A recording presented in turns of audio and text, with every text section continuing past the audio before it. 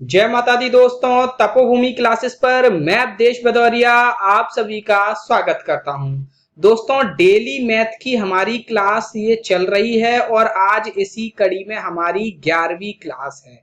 और ये क्लास दोस्तों हमारे जो आयु से संबंधित सवालों की जो कक्षाएं चल रही थी उनकी आखिरी क्लास है। ये लास्ट क्लास है आपके एज के टॉपिक की। एज के टॉपिक में हमने 3 तरीके के सब टॉपिक देखे थे। एक तो हमने पहेली वाले प्रश्न देखे थे कि आयु पर आधारित पहेली वाले प्रश्न, फिर हमने क्या देखा था कि आयु पर आधारित औसत वाले प्रश्न, और आखिरी में आयु पर आधारित अनुपात वाले प्रश्न। दोस्तों, ये सभी आपके एग्जाम के दृष्टिकोण से बहुत महत्वपूर्ण है। स्पेशली व्यापम के एग्जाम में तो आयु से संबंधित प्रश्न काफी पूछे जाते हैं। तो आज इसी कड़ी में आखिरी ये लेक्चर है और इसमें 6 सवाल मैंने लिए हैं। ठीक है, डेली सुबह 7 बजे आपकी क्लास आ जाती है, तो आप लोग तैयार रहा करें। और अब हम लाइव क्लास भी शुरू करने वाले हैं। आज हमने उसकी टेस्टिंग की थी, कुछ लोगों ने उसमें ज्वाइन भी किया था। ठीक है, तो वो आप कैसे ज्वाइन कर सकते हैं, नीचे मैं पिन कर दूंगा। अवधेश, ये हमारी वेबसाइट है नई, अवधेश.ग्राफी.com। यहाँ पर आप माई कम्युनिटी को ज्वाइन कर लेना। ठीक है, और वहां से आपको फिर आगे की क्लासेस की अपडेट मिलती रहेगी, नोटिफिकेशन मिलता रहेगा। ठीक है, तो चलिए पहला वाला प्रश्न देखते हैं, इसको हम सॉल्व करते हैं। प्रश्न क्या कह रहा है, पुलकित और उसकी पत्नी शिखा की वर्तमान आयु का अनुपात क्रमशः 6:5 है। 5 वर्षों पश्चात यह अनुपात 7:6 हो जाएगा। यदि विवाह के समय यह अनुपात 5:4 था तो उनका विवाह कितने वर्ष पूर्व हुआ था। पटवारी में ये प्रश्न पूछा गया 2017 में, विवाह से संबंधित ये प्रश्न है। तो क्या है, पुलकित और उनकी वाइफ है शिखा, पी लिख देते हैं और एस लिख देते हैं। इनकी जो वर्तमान आयु है उसका अनुपात है 6:5। वर्तमान में भाई साहब 6:5 है। अब 5 साल पश्चात, 5 साल बाद, ठीक है, 5 साल बाद, देखो यहां पर 5 साल पहले का विवाह के समय का दिया है, विवाह पहले हुआ होगा वर्तमान से, फिर 5 साल बाद का दिया है, पूछा है विवाह कितने साल बाद हुआ है। तो यहां पे हम बीच में वर्तमान की वो लिख लेते हैं। ठीक है, वर्तमान की बीच में लिख लेते हैं, इसको यहाँ पे कट कर दो, ऐसे अच्छे से लिख लो, पी एस। ठीक है, वर्तमान में 6:5, बाद में कितना हो जाएगा 7:6, कितने 5 साल बाद, और विवाह के समय कितना था 5:4।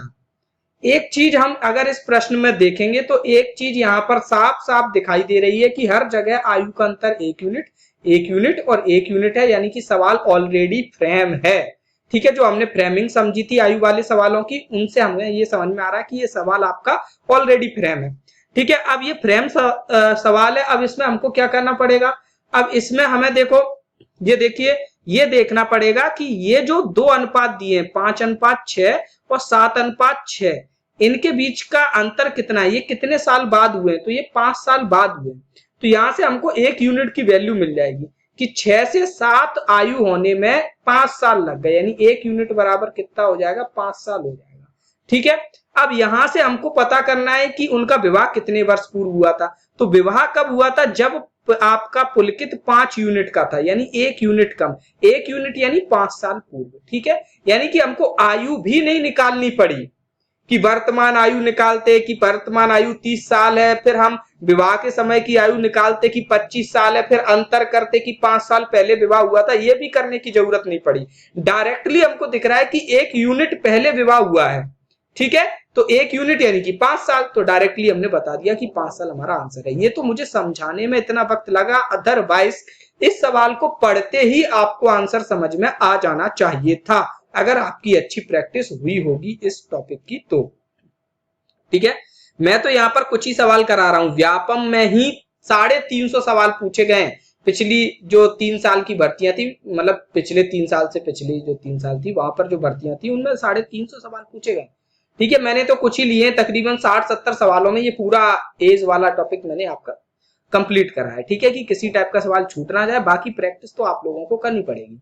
कमल और विमल की आयु 3:5 के अनुपात में है। 9 वर्षों बाद उनकी आयु का अनुपात 3:4 हो जाएगा। विमल की वर्तमान आयु बतानी है। देखो, कमल के लिख लो और विमल वी लिख लो, इनकी जो वर्तमान आयु का अनुपात है 3:5 है। 9 साल बाद आयु का अनुपात 3:4 हो जाएगा। बताओ इन दोनों में क्या कॉमन है, क्या चीज बराबर रही। बहुत से बोले बच्चे कह देंगे कि कमल पहले भी 3 यूनिट का था, अब भी 3 यूनिट का है। नहीं, कमल की एज तो बड़ी ही होगी 9 साल। ठीक है, अब यहां पर वास्तव में बराबर कौन होगा, दोनों की आयु के बीच का डिफरेंस, उसी को हम फ्रेमिंग कहते हैं। तो फ्रेमिंग करेंगे, यहाँ आयु के बीच का डिफरेंस 2 यूनिट है और यहाँ आयु के बीच का डिफरेंस 1 यूनिट है। तो नीचे हमको 2 का गुणा करना पड़ेगा पूरे अनुपात में, तब ये यहाँ पर ये फ्रेम हो पाएगा सवाल। 2 का गुणा करेंगे 3 में तो कितना आएगा 6, 2 का गुणा करेंगे 4 में तो कितना आएगा 8, यानी कि 6:8 हमारा ये नया अनुपात आ गया। अब हम केवल इसी से काम चलाएंगे, 3:4 को काट दो, इसमें कुछ भी वैल्यू पुट नहीं करेंगे। ठीक है, तो अब ये फ्रेम हो चुका है सवाल। अब हम देखेंगे कि कमल की आयु 3 से 6 यूनिट हो गई। ठीक है, यानी कि 3 यूनिट बढ़ गई। कितने साल में 3 यूनिट बढ़ी, 9 सालों में बढ़ी। तो 3 यूनिट बराबर कितना आ जाएगा 9 वर्ष, यानी कि 1 यूनिट की वैल्यू कितनी आ जाएगी आपकी 3 वर्ष, 3 ईयर। ठीक है, अब आपको निकालना क्या है, बिमल भाई साहब की वर्तमान आयु। तो बिमल भाई साहब 5 यूनिट के हैं, तो 5 यूनिट बराबर कितना हो जाएगा 15 वर्ष। अब आप एक चीज देखिए, पुलिस कांस्टेबल एग्जाम में आया है, यही सेम डाटा 5 से 6 शिफ्ट में, 5 से 6 शिफ्ट में रिपीट हुआ है।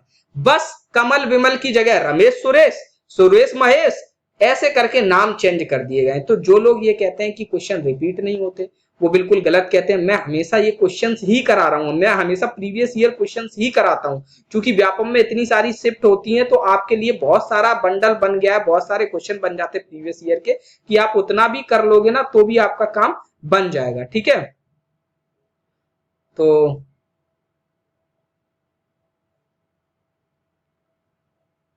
प्रीवियस ईयर क्वेश्चन भी टाइप तो बहुत होते ही हैं, बस टाइप क्या, बस नाम चेंज करके और वो क्वेश्चन रिपीट होते रहते हैं। तो आप इन सब की प्रैक्टिस करते रहिए। अगला प्रश्न है, तीसरा प्रश्न, 6 वर्ष पूर्व नताशा की आयु मनशा की आयु की 3 गुनी थी। 6 साल पहले नताशा को लिखो n और मनसा को लिखो n। अब देखो बहुत सी बार बच्चे गलती क्या कर जाते हैं, कौन किसका गुना है इसमें कंफ्यूज हो जाते हैं। क्या बोल रहे हैं, 6 साल पहले नताशा की आयु मनसा की आयु की 3 गुनी थी। कौन 3 गुना है, नताशा, यानी नताशा कैसी है, बड़ी है, मनसा कैसी है, छोटी। हमेशा बड़े छोटे का ख्याल अपने दिमाग में रखा करें।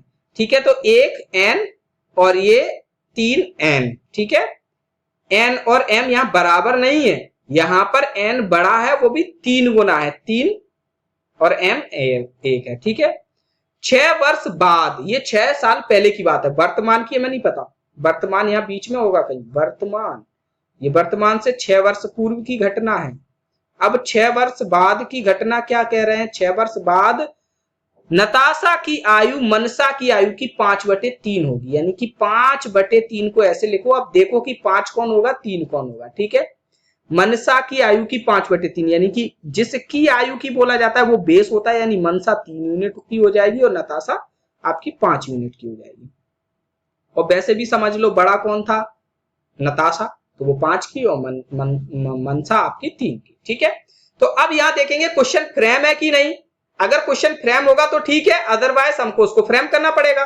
दोनों की एज का डिफरेंस हमेशा सेम रहेगा। अगर मान के चलो कोई 2 लोग जुड़वा हैं, ठीक है, तो वो हमेशा ही उनके एज का डिफरेंस 0 ही रहेगा, 0 0 0। और अगर मैं और मेरे भाई की एज में अगर 2 साल का अंतर है तो वो हमेशा 2 ही साल रहेगा आजीवन। ठीक है, तो यहां देखेंगे, यहां पर एज का डिफरेंस कितना है 2 यूनिट, यहां पर भी 2 यूनिट। ओहो, ये सवाल तो ऑलरेडी फ्रेम है, यानी कि हमको करा कराया रखा है, बस अब हमको सॉल्व करना है। अब देखते हैं, जो नताशा है वो 3 से कितने की हो गई, 5 यूनिट की हो गई, यानी कि 2 यूनिट इसका बढ़ गया। कितने साल में बढ़ गया, ये जो ऊपर वाला अनुपात था ये वर्तमान से 6 साल पहले का था और नीचे वाला अनुपात वर्तमान से 6 साल नीचे का है। ठीक है, यानी कि टोटल डिफरेंस जो है वो आपका 12 साल का आ जाएगा, यानी कि 2 यूनिट बराबर कितना हो जाएगा 12 साल आ जाएगी, यानी कि 1 यूनिट की वैल्यू आपकी 6 साल आ जाएगी। आपसे पूछा क्या गया है, मनसा की वर्तमान आयु, मनसा की 6 साल पहले की आयु निकाल लो, कितनी है 6 वर्ष, 1 यूनिट बराबर 6 वर्ष, तो वर्तमान की आयु कितनी है 12 वर्ष। अब ये क्वेश्चन भी मैं बता दूं कल ही कराया था मैंने, सेम क्वेश्चन था, यही क्वेश्चन था, यही डाटा था, बस नाम अलग अलग थे, शायद कुछ नंदा मंदा ऐसे करके नाम थे। ठीक है, तो बढ़ते हैं आगे। चौथे नंबर का प्रश्न है, 10 वर्ष पूर्व अक्षय की आयु वर्तमान की 1.5 थी और 10 वर्ष बाद उनकी आयु वर्तमान की 0.66 होगी। उनकी वर्तमान आयु बतानी है पुलिस कांस्टेबल। अब देखो मैंने ये क्वेश्चन क्यों लिए, क्योंकि कल भी ऐसा ही प्रश्न था। क्या प्रश्न था कि 10 वर्ष पूर्व अक्षय की आयु उसकी वर्तमान आयु की 150% है और 10 वर्ष बाद की उसकी आयु वर्तमान की 86, 84, 85 सही 1/6 ऐसा करके कुछ परसेंट थी, ऐसा है। ठीक है, तो ऐसा कुछ दिया था। वर्तमान आयु निकालनी है। आपको नहीं लग रहा कि डेटा कुछ ज्यादा दे दिया गया है? पहली लाइन से ही वर्तमान आयु निकाली जा सकती है। अब देखो क्या बोला जा रहा है, अक्षय की आयु वर्तमान की 1.5 गुनी थी 10 साल पहले। ठीक है, 1.5 गुने का मतलब क्या है, 1.5 को लिखो 15/10, काटो, काटेंगे तो कितना आएगा 3/2, यानी कि 1.5 गुना 3/2। ठीक है, यानी कि 10 वर्ष पूर्व अक्षय की आयु वर्तमान की 1.5 गुना 10 वर्ष पूर्व। ये तो गलत लिखा है यहां पर, ये तो सवाल ही गलत लिखा है। देखो सवाल की भाषा क्या कह रहे हैं कि 10 साल पहले अक्षय की आयु वर्तमान की 1.5 गुना थी, मतलब पहले उसकी आयु ज्यादा होगी उससे। आप सोचिए पहले की आयु ज्यादा हो सकती है क्या? देखो 10 साल पहले की आयु कम ही होगी, तो वर्तमान आयु की 1.5 गुना थी 10 वर्ष पूर्व, ये तो यहीं पे गलत हो गया। अब देखो अगली लाइन क्या कह रहे हैं, देखते हैं अगली लाइन सही लिखी है कि नहीं। 10 वर्ष बाद उसकी आयु वर्तमान की 0.66 होगी, ये भी गलत लिखा है भाई।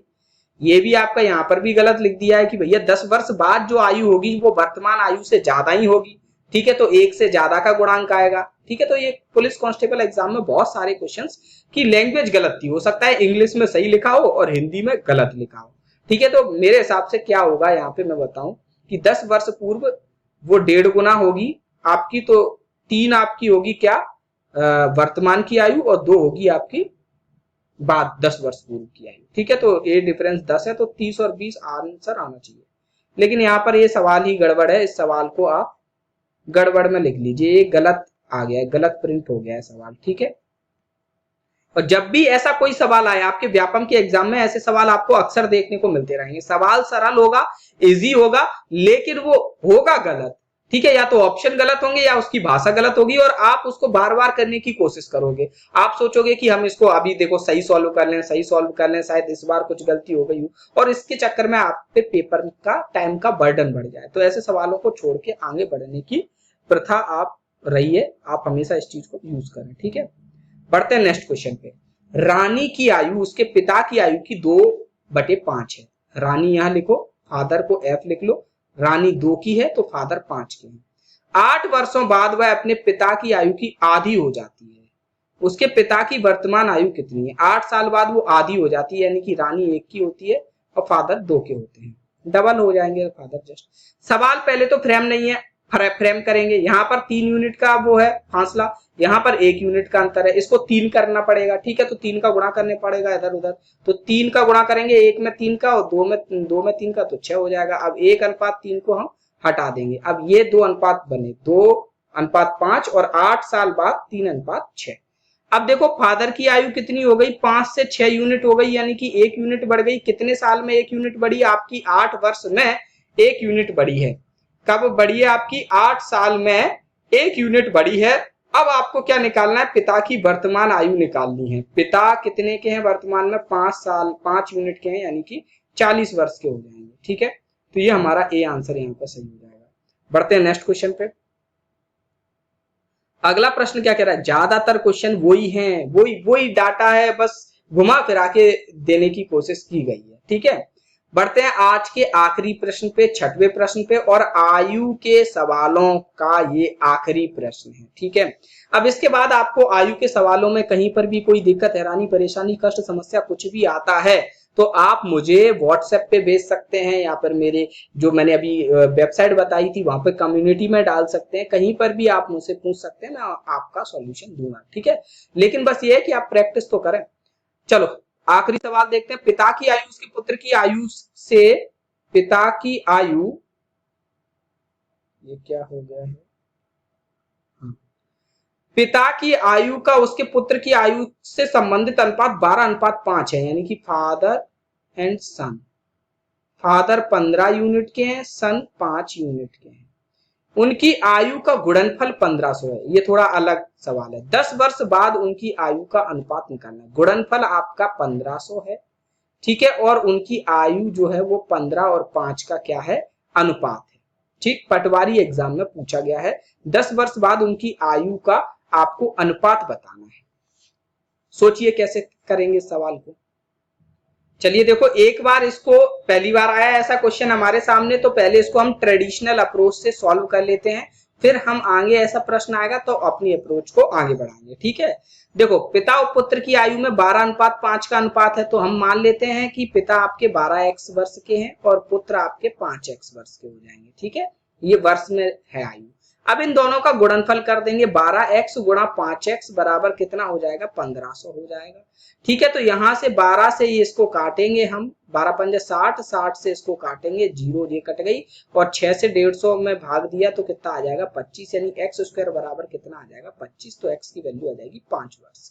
ठीक है, x 5 आ गया तो आपके पिता कितने के हो जाएंगे, 60 साल के हो जाएंगे पिता, और आपके जो वो होंगे क्या कहते हैं, बच्चे जो होंगे वो आपके 25 साल के हो जाएंगे। ठीक है, अब देखेंगे हमको 10 साल बाद की उनकी आयु का अनुपात निकालना है, तो 10 साल बाद फादर आपके 70 के हो जाएंगे और ये 35 के हो जाएंगे। ये 5 से कट रहा है, ये 14 बार, और ये 5 से कट रहा है 7 बार। ठीक है, यानी अरे 2 अनुपात एक साफ साफ दिख रहा है, वो तो डबल के रहेगा। ठीक है, तो बी आंसर आपका यहाँ पर सही हो जाएगा।